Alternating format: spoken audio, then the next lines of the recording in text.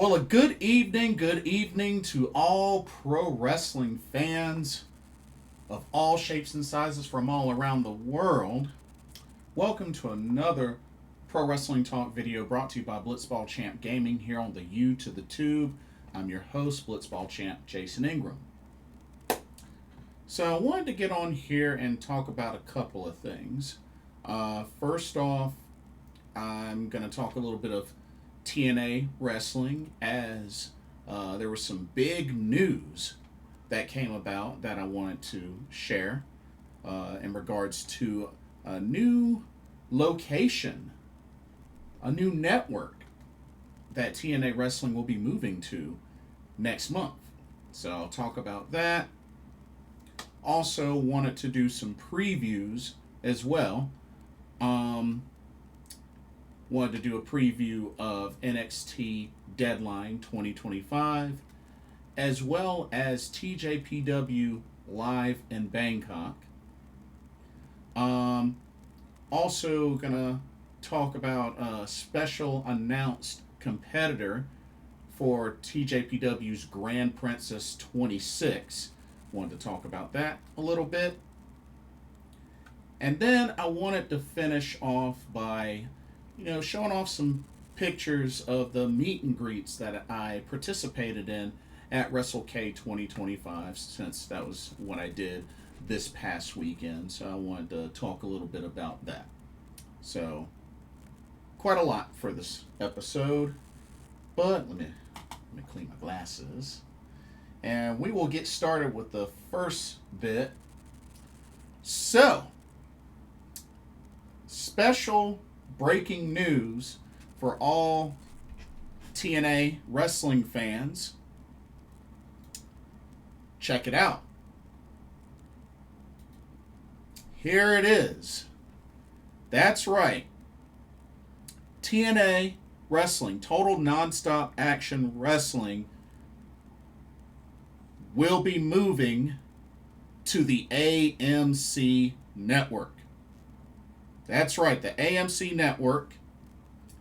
And that will begin January 15th of 2026, live from Dallas, Texas. And it will air every week on the AMC from 9 p.m. to 11 p.m. Eastern Standard Time. So, yeah, going to a new network. Very interesting. It's a multi-year media rights deal between that brings TNA Wrestling to AMC and AMC Plus. Okay, they're gonna kick off a 2-hour Thursday Night Impact on January 15th, 2026, in Dallas, Texas. And that's pretty much going to be like the main home, the main new home for this. But they're going to kick off from the Curtis Colwell Center in Dallas-Fort Worth, in the Dallas-Fort Worth Metroplex on January 15th. So, yeah, 2-hour block, 9 p.m.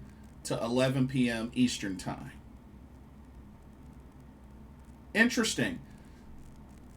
And tickets will go on sale for that event on December 9th for anybody that's trying to attend it live in Dallas. But yeah, Thursday Night Impact is what they're calling it. Thursday Night Impact. So,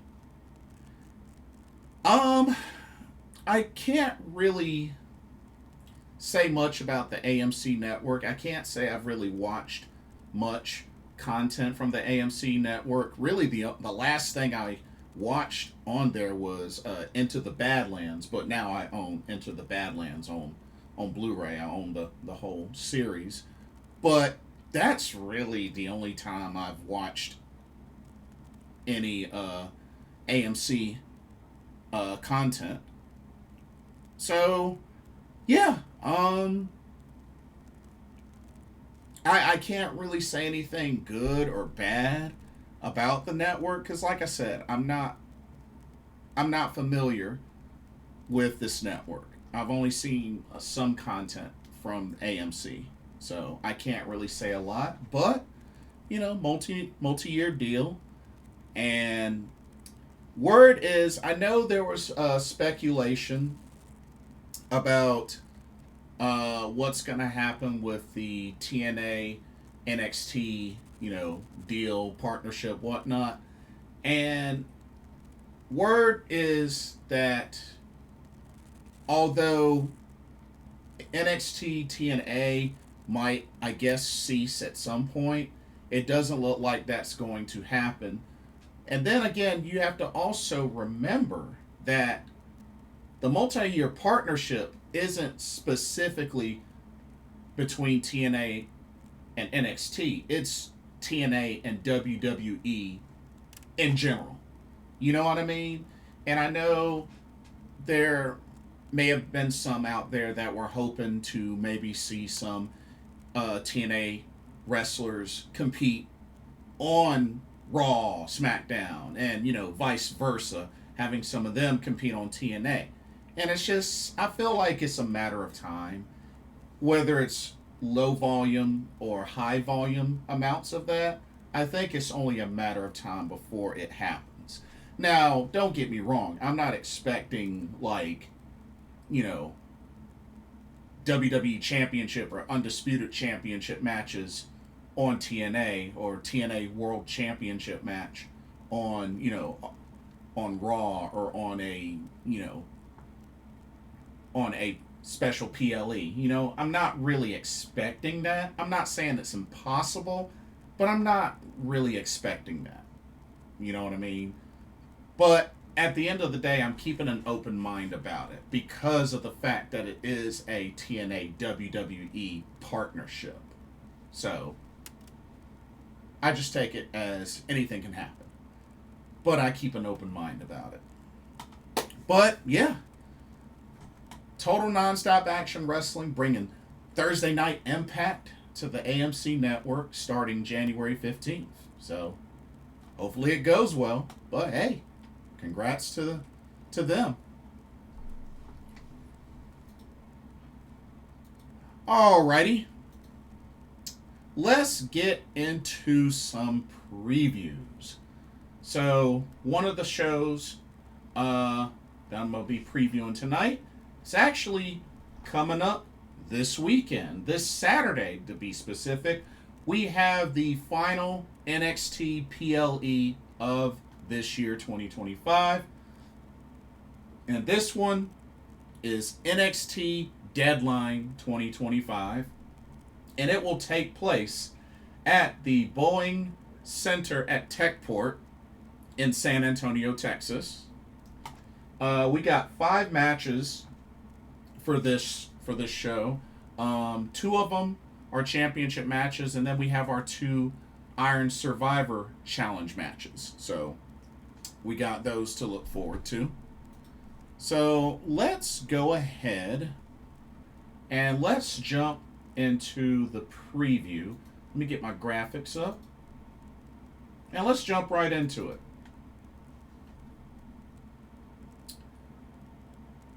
Okay. Alright. Here we go. Let's do it. First up, we got a singles match between Tatum Paxley and Izzi Dane. Now, of course, these two used to be cool.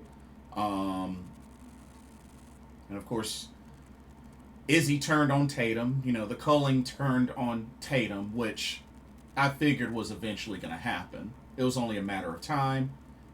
But, Tatum Paxley, not too long ago, who is a former NXT Women's Champion. But here we are. Tatum's going to get her shot at Izzi Dane. I don't really like Tatum Paxley's chances, considering, Izzi Dane has the culling in her corner. So I don't really know who's going to really show up to perhaps even the odds and be in Tatum's corner. I got a feeling Izzi Dame's going to win, but I will be going for Tatum Paxley. Just to have her chance to get revenge on being betrayed. So, I'll be rooting for Tatum Paxley, but I got a feeling Izzi Dame's going to win. But we shall see. Should be interesting. Alrighty. Let's go to our next match. And this is going to be... we're going to talk about our first of 2 championship matches. Alrighty. We have the NXT North American Championship on the line. As the champion, Ethan Page will defend against AAA's Mr. Iguana. Should be a rather interesting matchup, I would figure. You know, I expect a little bit of comedy and whatnot. But I'm picking Ethan Page to retain the NXT North American Championship. I really don't see Mr. Iguana winning. But hopefully it'll be an enjoyable match. I'm not really a fan of Ethan Page. But Mr. Iguana is funny. I got a chance to see him while I was in Japan. So, yeah, Mr. Iguana's pretty funny. But I think Ethan Page does retain the NXT North American Championship. All right, let's go to our next match, our first of 2 Iron Survivor challenges. And we are going to start with the ladies. Okay, the women's Iron Survivor Challenge. We have Ruca versus Jordynne Grace versus Lola Vice versus Kendal Gray versus Kelani Jordynne. And I believe these were all chosen by John Cena. Yeah, that's quite a good list. I will say that's a good list. That's a really good list. But as usual, the winner of this match will get a future number 1 contendership. As a matter of fact, let me just go over the rules of this type of match, just to refresh everybody. So, you got 5 superstars for this match. It's a 25-minute match. 2 superstars will start the match, and every 5 minutes a new superstar will enter the match until all 5 are in the ring. So the goal is to have the most pinfalls, submissions when the clock hits 25 minutes. Falls can be won at any time via pinfall, submission, or disqualification. When a superstar scores a fall, they get 1 point. The superstar that loses that fall will enter the penalty box for 90 seconds. So that's a minute and a half. 90 seconds. Once the 90 seconds are up, they can re-enter the match. But yes, the superstar that racks up the most falls, by the time it hits 25 minutes, will be deemed the Iron Survivor and will become the number 1 contender to the NXT Women's Championship. So that's the deal. That's the deal. Now, thinking about the competitors for this match. Well, I can tell you right now, being that she is Evolve Women's Champion, I don't see Kendal Gray winning this match.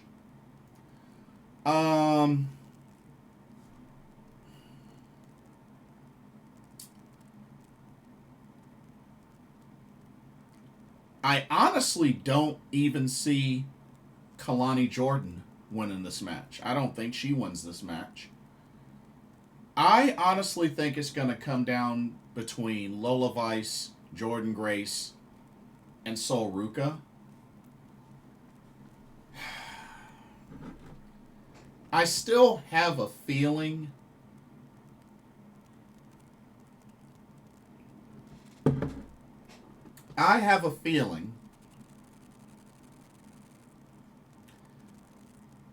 that Sol Ruca is going to win.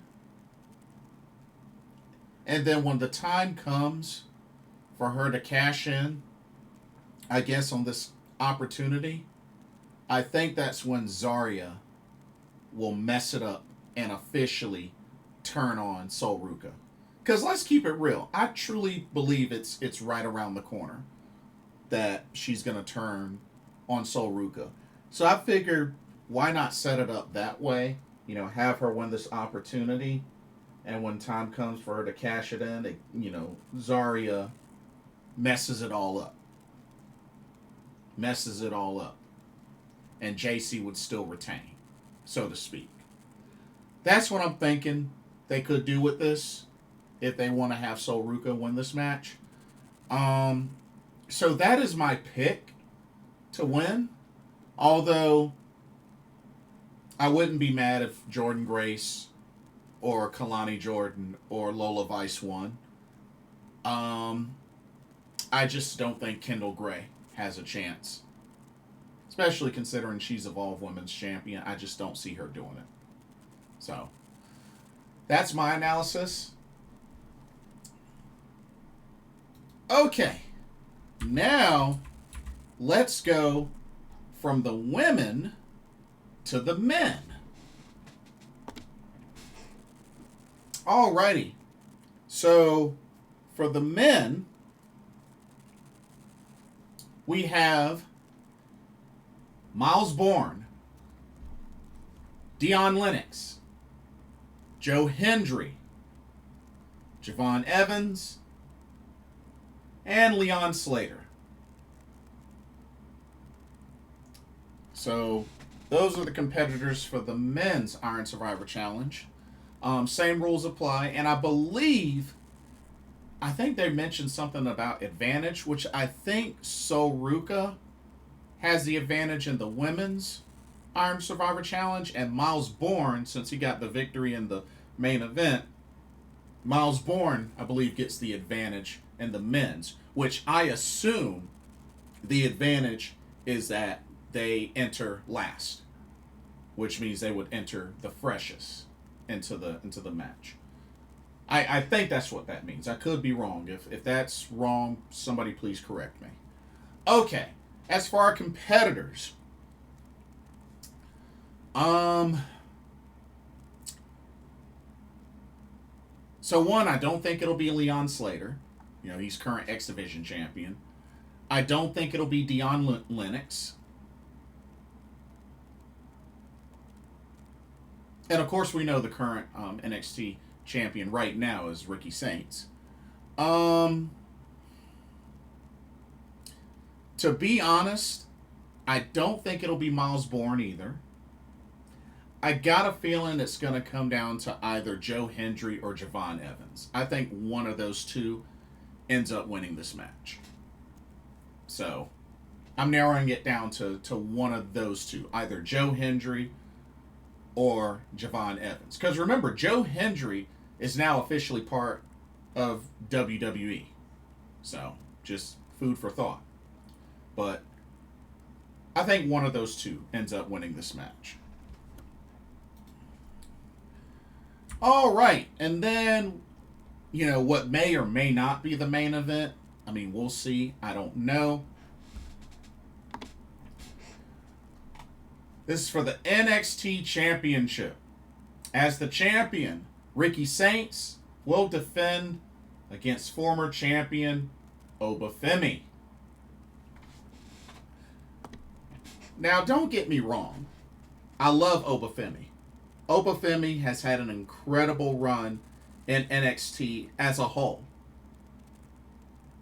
I mean, one of the one of the best NXT North American champions, had an incredible NXT championship reign. So, I mean, in all honesty, I really don't think he needs another NXT championship run. I think it's time for him to go out with a bang, and I think it's time for him to move up to the main roster. It's time. Because there's really nothing more left for him to do in NXT. I mean, there's nothing more left for him to do. Been NXT North American champion. He's been NXT champion. What more is there for him to do? So, I think Ricky Saints does retain. And like I said, I hope this will be the final moment for Obafemi and that this will usher him to the main roster. Because he needs to go to the main roster. He's long overdue now. So, I'm picking Ricky Saints for the win. Definitely looking forward to the show. You know, the Iron Survivor challenges are usually really good, really interesting. So I'm definitely looking forward to those matches. But yes, that NXT Deadline 2025, that'll be this Saturday, December 6th. So, like I said, should be good. Should be good. Alrighty. Now, let's switch gears to some Tokyo Joshi Pro Wrestling, as they will be doing a show in Bangkok, Thailand on December 13th. And that will be at the Circus Studio in Bangkok, Thailand. So I believe this will be their first TJPW show in Thailand, I believe. I think. I know some of the TJPW wrestlers have competed like in the Thailand like Setup Asia shows, you know, maybe a few or whatnot, but I think this is the first TJ show in Bangkok, Thailand.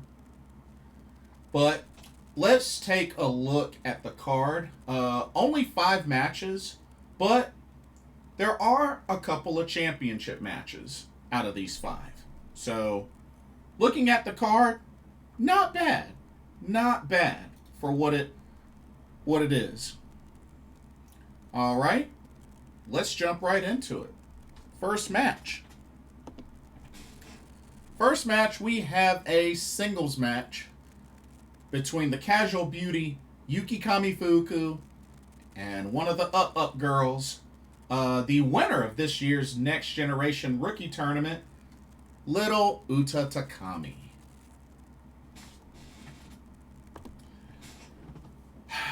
Tough.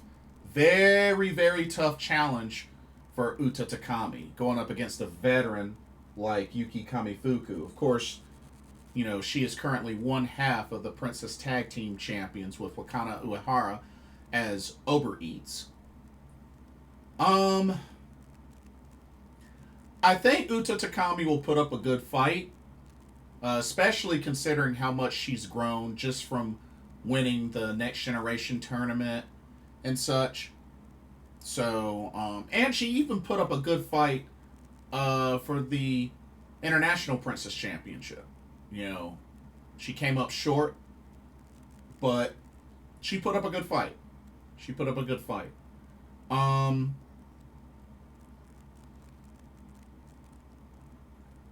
Overall, I'm going to have to give this to the Casual Beauty, Yuki Kamifuku. It's nothing against Uta Takami, but I just don't really see her. I really don't see her defeating Kamiyu. I just don't see it. I don't see it. But, I mean, hey, anything can happen. Anything can happen, but I really don't see it. It would be quite a ginormous upset, but I don't see it. So I'm gonna say Yuki Kamifuku picks up the victory. Let's go to our next match. Now, this next match is actually pretty cool because you get a well-known tag team competing, reuniting and competing in this one. Check this one out.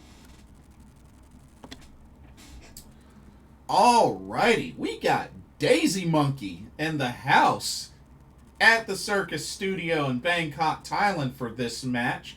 We got ourselves a tag team match. You got Daisy Monkey, made up of Suzume and the current International Princess Champion, Arisu Endo.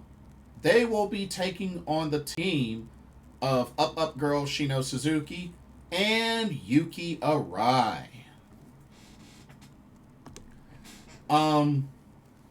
Yeah, I really don't give Shino and Yuki a chance. I mean, they're going up against Daisy Monkey, for crying out loud. So I'm going to have to say Daisy Monkey picks up the win. Yeah, this is an easy pick for me. To have an opportunity like Daisy Monkey to compete, hard to bet against. Really hard to bet against. So, Daisy Monkey for the win. All right, let's get into some championship matches. We got 3 championship matches on this card. All right, let's take a look at this first one. All righty, we're going to have the MLW World Women's Featherweight Championship on the line. As the champion, the big kaiju, Shoko Nakajima, will defend against Alexis Lee.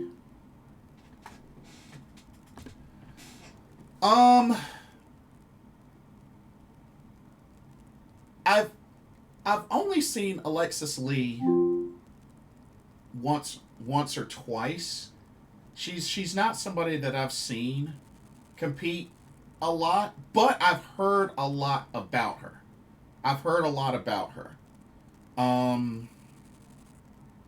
But to be honest, I think Shoko Nakajima has this. Should be a win for her. So I'm going Shoko Nakajima to retain the MLW World Women's Featherweight Championship.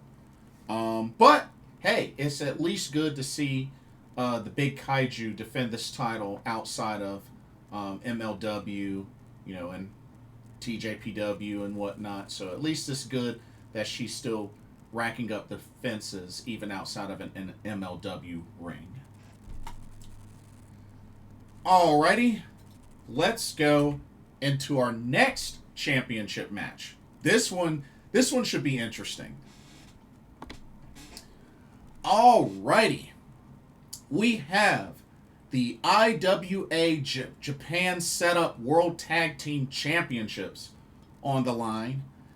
As the champions of Kaya Toribami and Miyu Yamashita, the Pink Striker, will defend the titles against the team of Raku and Palm Harajuku.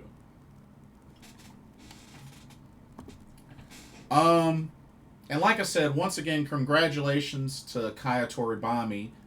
This is her first championship, so her teamed up with Miyu Yamashita has definitely worked out really well. So, but sure enough, they're the tag champs.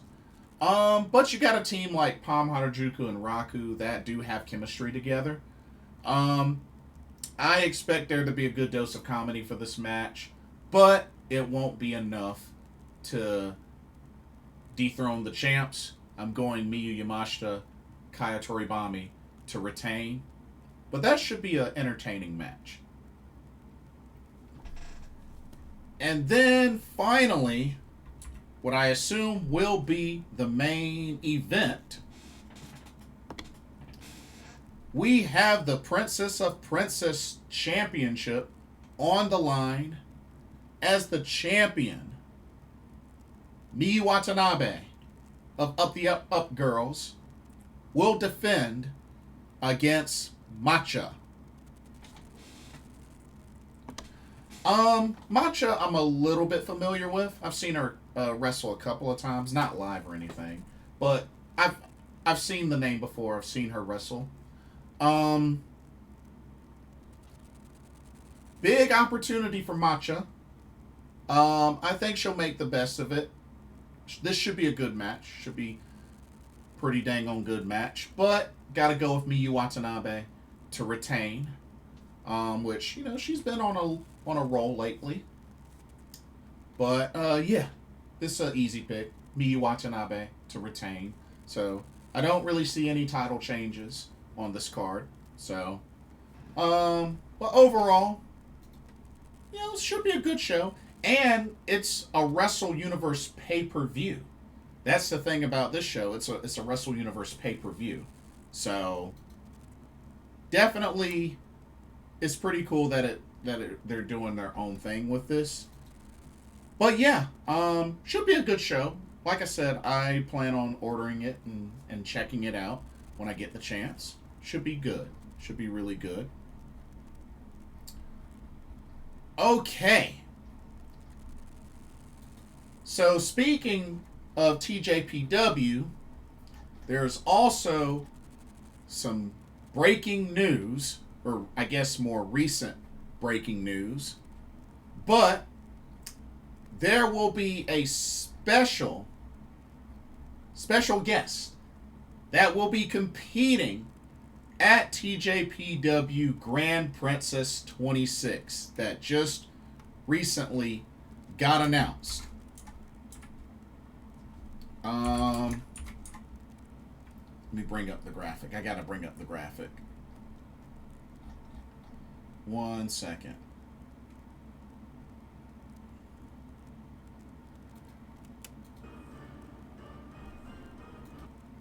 So first off, just wanted to share one thing. So first off, we already know that Yuka Sakazaki, the magical girl, is confirmed that will be competing at Grand Princess 26. That was one of the first special guests announcements for the show. And like I said, this will be on March 29th, 2026, this next year, and it will be at the Ryogoku Kokikugan, or Ryogoku Sumo Hall venue, a venue that is my favorite. So, we know Yuka Sakazaki was announced first, but there's been another confirmed special guest, and it is in the form of the sun god herself, Sari. That's right, Sari will make her return to TJPW via Grand Princess 26. That's huge.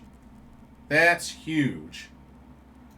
And I originally thought that she had never wrestled in TJPW, but actually she has.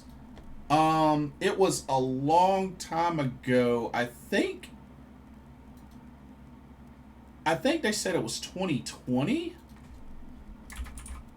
Actually, no. It was apparently... I found it. So, yes. The only time Sari has competed in TJPW was the very first Wrestle Princess in 2020, where she teamed up with Maki Ito and went up against the combo of Aja Kong and Miyu Yamashita. Which, of course, that's big. That's pretty big. But, yeah, Sari competed in the first Wrestle Princess.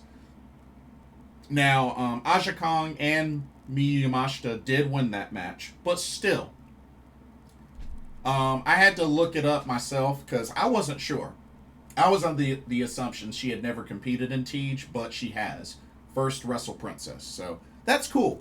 That's really cool for her. But yeah, we don't know who her opponent will be, nor do we know who Yuka Sakazaki's opponent will be. I know I've talked to some friends that are thinking maybe we're going to get Yuka versus Sari. But in all honesty, I truly believe what's going to happen. I think we're going to get Miyu Watanabe versus Yuka Sakazaki for the Princess of Princess Championship at Grand Princess 26. I just feel like it makes the most sense, being that Yuka is the one remaining original pillar of TJPW that Miyu Watanabe has yet to defeat. So they might as well take advantage of that. They might as well. So that's what I'm thinking is going to happen. But we'll see, because I know we got a couple of big T shows to look forward to. Of course, we got TJPW year-end party, which is coming up. Let me actually look at the schedule.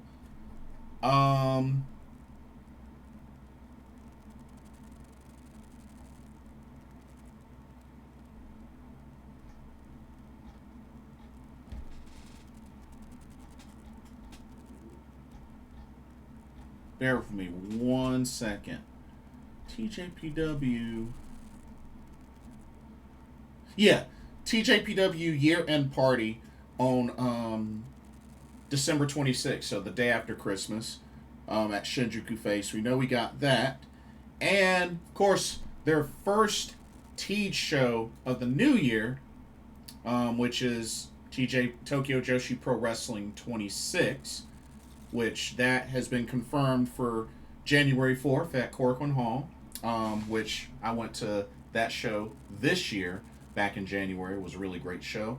But just a recap, we already know we're going to get Shoko Nakajima versus Hyper Misao again. And we know we're going to get Miyu Watanabe defending the Princess of Princess Championship against Suzume, of course, with the assumption she still has the title.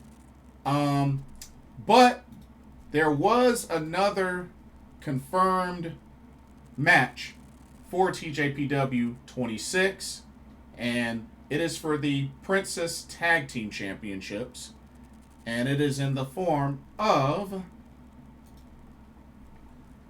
Uber Eats, which is Yuki Kamifuku, Wakano Uehara, defending against the team of Haru Kazushiro and the Burning Venus Yuki Aino. That has been confirmed for Tokyo Joshi Pro Wrestling 26. So, card is shaping up nicely and should be good.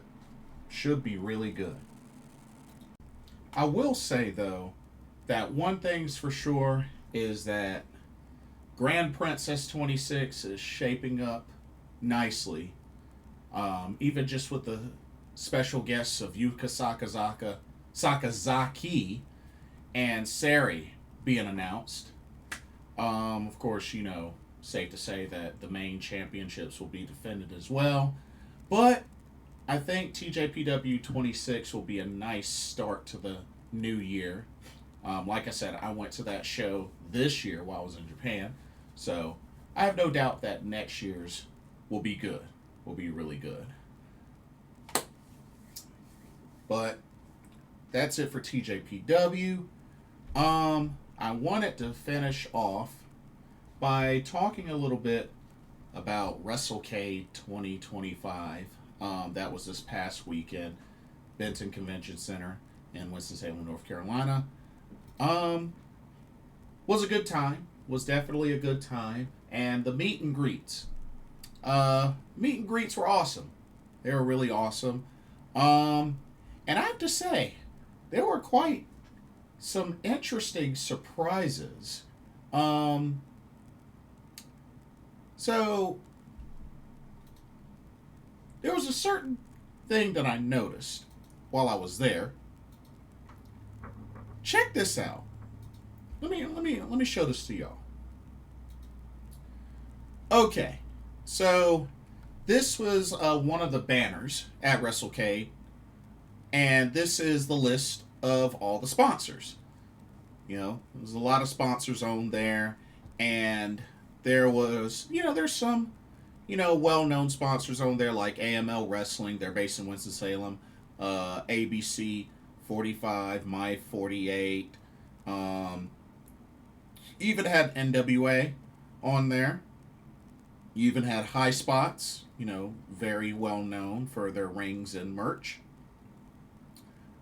But there was a particular sponsor on there that I was shocked to see. Look at the bottom left there. That's right. Marigold. Dream Star Fighting Marigold was one of the sponsors. And I was trying to figure out for the life of me, how the heck did they get Marigold as a sponsor? It's interesting because I didn't see anything there, like any Marigold merch or any wrestlers or anything like that. So I'm just curious. I was very curious as to how the heck they were able to score Marigold as a sponsor for Wrestlecade Weekend 2025. I mean, that's awesome. I'm just like shocked. That's all. You know what I mean? But anyway, let's take a look at the meet and greets, because that's one of the main things to do at Wrestlecade. That's what it's well known for. But yeah, let's check out these meet and greets. So first off, wait a minute, where's he at? Here we go. So first off, met impressive Indy Hartwell. She was literally the first one that I met. Didn't really have a big line for her table, but she had people come through. She had plenty of folks come through. Just each time I saw her line was never like really huge or anything like that. But I had to show her some love. I like Indy. I definitely like Indy. So yeah, it was good meeting her. It was really good meeting her. Let's see. Next up, I got to meet Chris Bay. And, I really was so happy to see him. And he looks great. He looks great. He's still recovering. And I got a chance to chat with him. He's really come a long way in his recovery. And, it's like I told him. I'm trusting and believing in the name of Jesus that he's going to make a full recovery, better than ever. And that he'll be able to get back in the ring and do what he loves and what he does best. Because after all, Chris Bay is a phenomenal wrestler. Whether a singles wrestler or a tag wrestler, it doesn't matter. He could deliver. And I know I can understand he's been through a lot, but it was really good to see him. It was really good to see him at Wrestlecade, and I just had to take the opportunity to meet him and chat with him and just encourage him. So, yeah, dashing Chris Bay, the ultimate finesser himself, Chris Bay. But yeah, that was really cool meeting him. All right. Got to meet Sin Cara. Now, I know folks are probably wondering, well, which Sin Cara is it? Was it Mystico? Nah, it was, the one who was Hunico. That Sin Cara. Or other name is Cinto de Oro. But yeah, it's that Sin Cara. But yeah, he was there at Wrestlecade as well. So it was really cool meeting him. Did 2 photos with him. Because, I like Sin Cara back in WWE, especially when he was one half of the Lucha Dragons with Kalisto, aka Samurai de Sol. I like that tag team. That was a really good tag team, you know? So it was really cool to meet him. So I figured, hey, why not?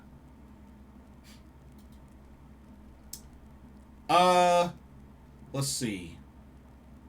Oh, yeah. Got to meet 1/4 of the Rascals and somebody that I've seen compete live, especially via DPW. One heck of a high flyer. And that's Myron Reed. Myron Reed. I know it was a while back he became a father. Him and Killer Kelly have a child. So, once again, congratulations to them. But, yeah. I'm a big fan of the Rascals. So I figured, definitely got to meet Myron Reed. He's one of the Rascals. So, yeah, that was really cool meeting him.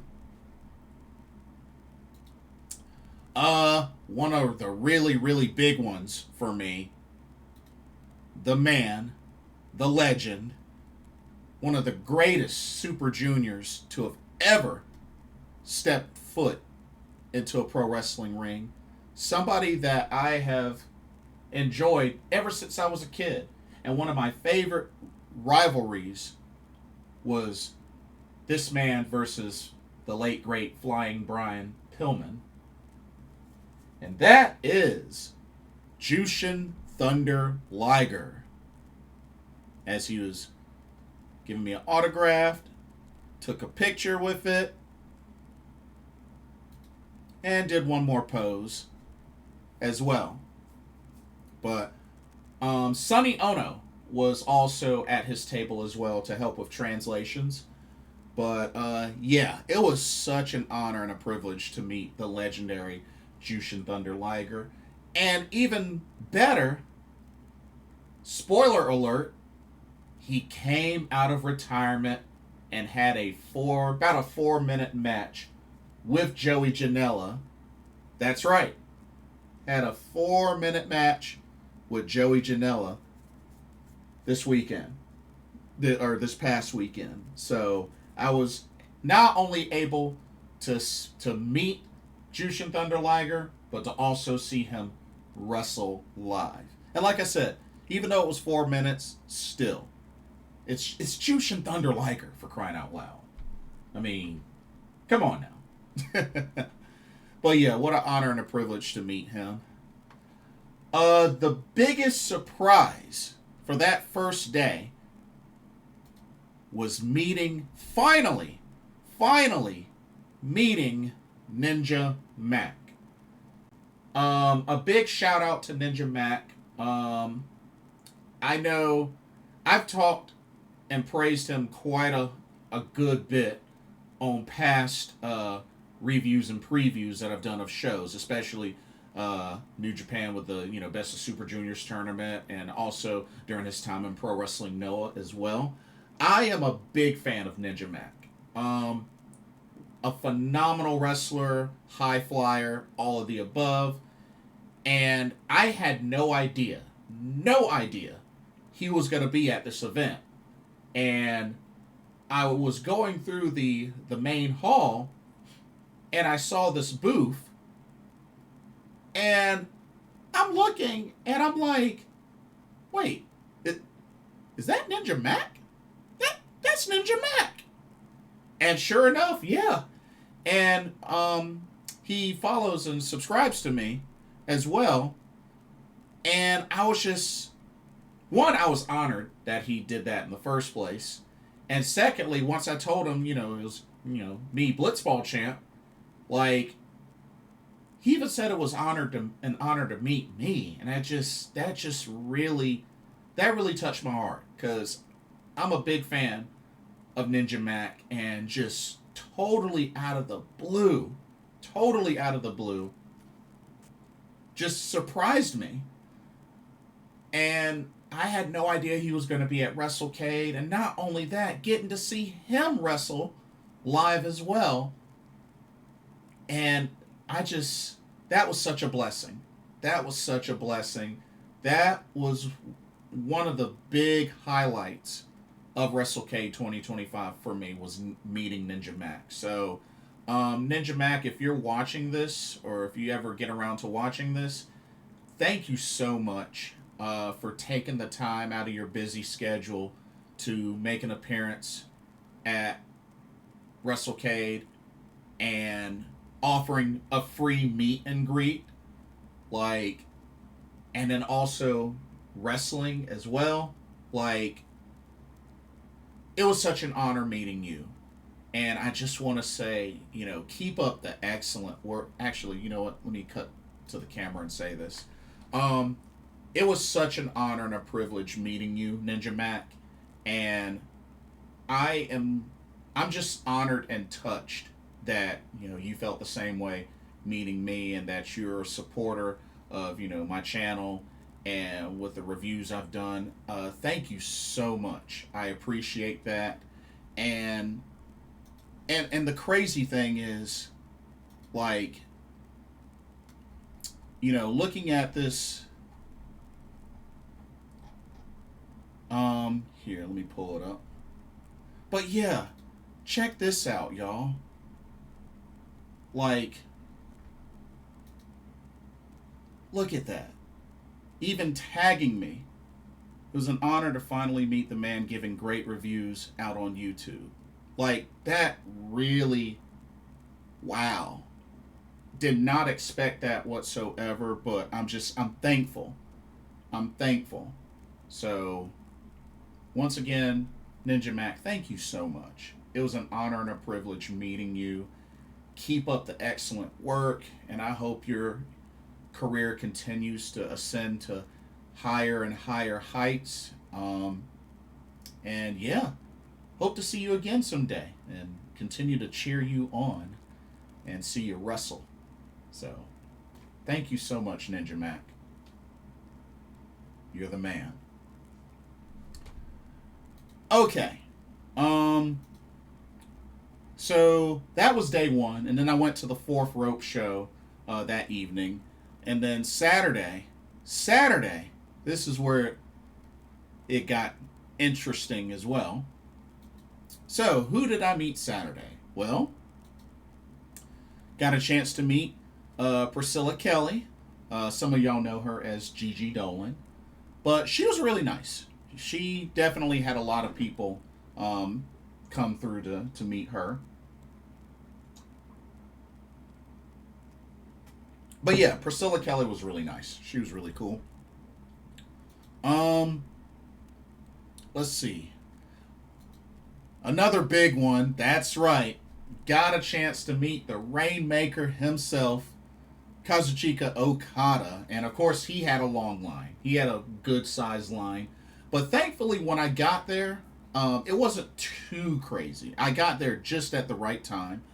And, really cool to talk to. Got a chance to tell him about my trip to Japan. I actually told him and Jushin Thunder Liger about my trip to Japan, and he just thought that was really cool. And yeah, dude is great. Dude is really great. So, was really good to see Okada in North Carolina via Wrestlecade. Another one of my favorites, I got to meet the rest of the Rascals. Zachary Wentz, Desmond Xavier, a.k.a. Wesley, and Trey Miguel. They didn't have a big line when I got there, but hey, had to take advantage of meeting the Rascals. And they were really cool. They appreciated my energy, and they were so cool to me. We talked for a good while, and it was awesome. It was really, really awesome. If you ever get a chance to meet the Rascals, definitely take them up on that. They're really cool to kick it with.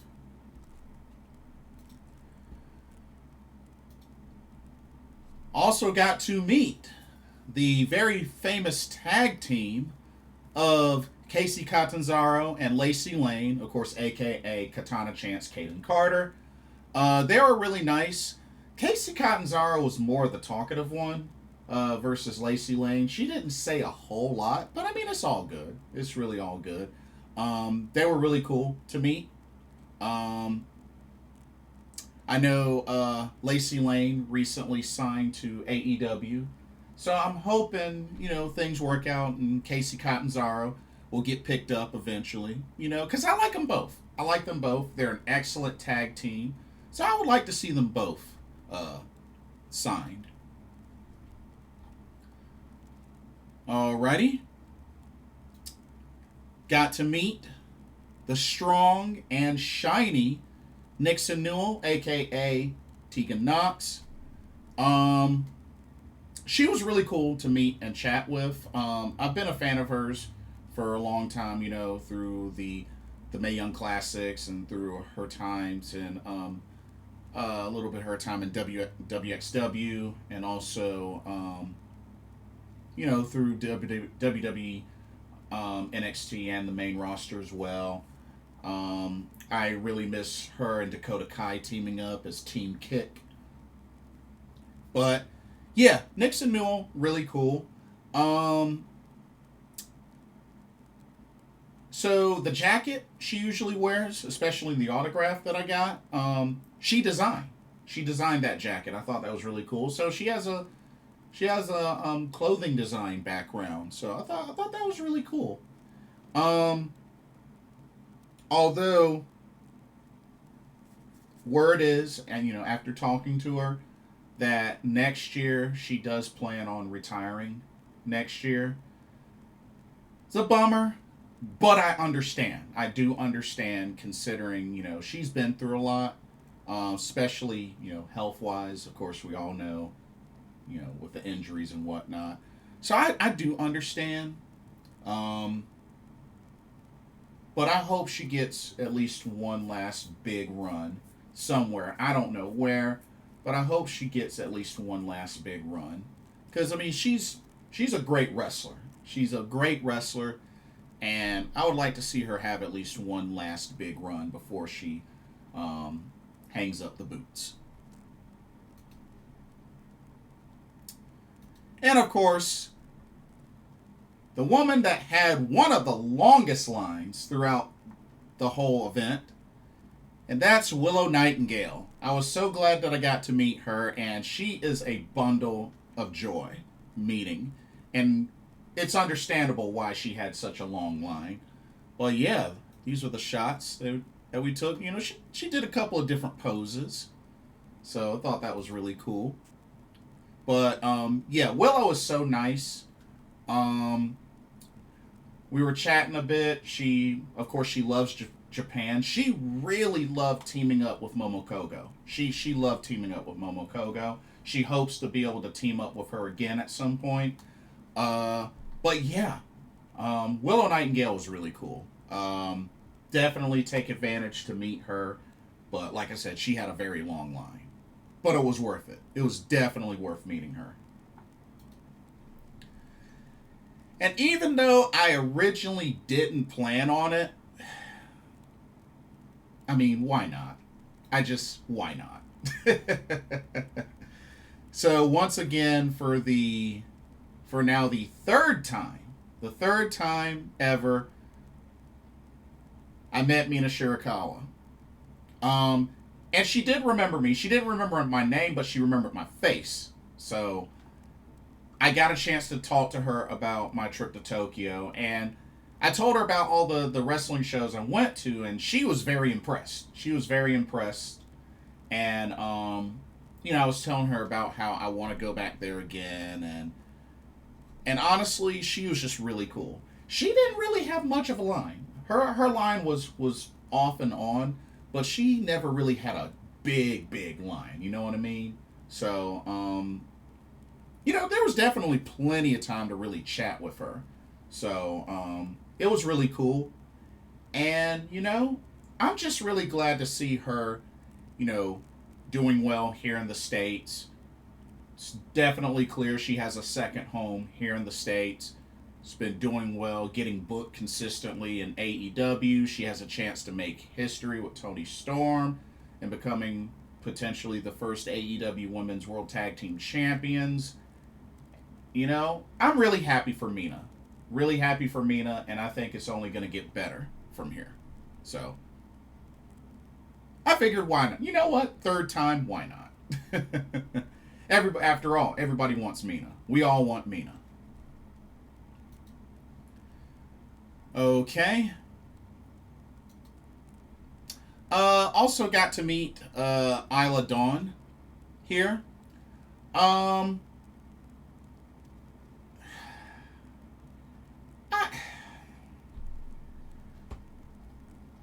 gotta be honest. I mean, we talked for a bit, but it just, I don't know.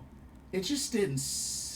I didn't really get a big vibe that she really wanted to be there. I mean, I could be wrong, but that's just the vibe that I got. That's the vibe that I got. But you know, it was cool meeting her. It was just, you know, I feel like it could have been more interactive, but I mean, it is what it is. It is what it is. You know, it's just one of those things where I'm not stressing it, but I felt like this could have been, it could have been more interactive. But it's all cool. Met Isla Dawn. She's cool. Yeah, that's all I got. Got to finally meet Jamie Hayter. And her line was right next to Sting's. Because, you know, her meet and greet was in the exact same room as Sting's meet and greet. And, of course, Sting had a mega line. Definitely the folks with the biggest lines, Sting, Willow Nightingale, the Hardy Boys. Oh, the Hardys definitely had a mega line. So, Jushin Thunder Liger and Okada, their lines were decent size. But Jamie Hayter, thankfully, when I got to meet her, wasn't many in line for her. It was really good chatting with her. She loves Japan, and I told her about my trip to Japan and told her all the shows I went to.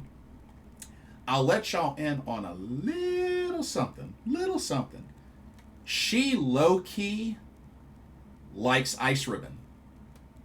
That's right. She low-key really likes Ice Ribbon. Because I told her, she asked me what my favorite show was that I attended while I was in Japan. And I told her, Ribbon Mania.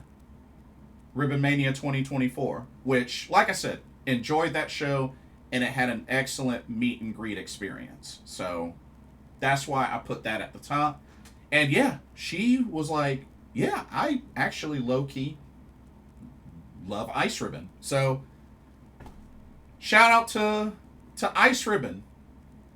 You know, may want to consider, maybe in the future, booking Jamie Hayter for an Ice Ribbon show. I mean, hey, why not?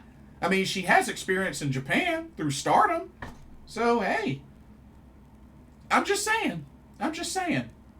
And Jamie definitely wants to go on another tour in Japan, so hopefully she gets that idea. Jamie Hayter, a phenomenal wrestler. She loves wrestling Joshis, so hey, Joshi companies, take advantage. She wants the smoke. She wants the smoke. Book her. And then finally, so did the meet and greet with, was supposed to be the Hurt Syndicate, but unfortunately Bobby Lashley's flight got super delayed, and then I guess it got canceled or whatnot. So went with the alternative of MVP Shelton Benjamin and Cedric Alexander was there, and they were very flexible with that, where for those who wanted a trio photo or a trio autograph, you could get Cedric Alexander as the replacement and at no extra charge. So that was cool. So I took the advantage and did the photo op. I did the photo op. And yeah, which that was my first time meeting MVP, because I had met Cedric before and I met Shelton Benjamin before. So, you know what? That was really cool. And, you know, I was at least happy to get, you know, some of the members of the Hurt Business, because, you know, they were the Hurt Business back in WWE. But, yeah. So those were the meet and greets. that I did in Winston-Salem at Wrestlecade 2025. And then the second show that I went to was the Wrestlecade Super Show that they do every Saturday evening. So overall, was very enjoyable. And yeah, like I said, Wrestlecade I definitely recommend for pro wrestling fans that are in the area. Because I mean, after all, North Carolina is a big pro wrestling state. So, but yeah, it was a good time, and yeah, can't wait for the next one next year. They always take it up a notch with the different guests that they've done, and I think it'll only get better. So, anyway, that's pretty much it for this video. Let me know what y'all's thoughts are. How do y'all feel about TNA moving to the AMC Network? Let me know your thoughts there. Let me know your predictions, your comments on NXT Deadline 2025 as well as TJPW live in Bangkok. How do you feel about Sari being announced for Grand Princess 26? Let me know your thoughts there. And for any of those that went to Wrestlecade, let me know, your experiences. Did you like it? Did you have fun? What were the highlights for you? Who did you meet? What were your favorite shows? Let me know. And don't forget to like, comment, subscribe, hit that notification bell while you're at it. Thank you so much for watching, and I hope you enjoyed this video. For another Pro Wrestling Talk brought to you by Blitzball Champ Gaming here on the U to the Tube, my name is Blitzball Champ Jason Ingram. Hope everybody has a blessed evening and day tomorrow. I will see y'all in the next video and our live stream. Peace.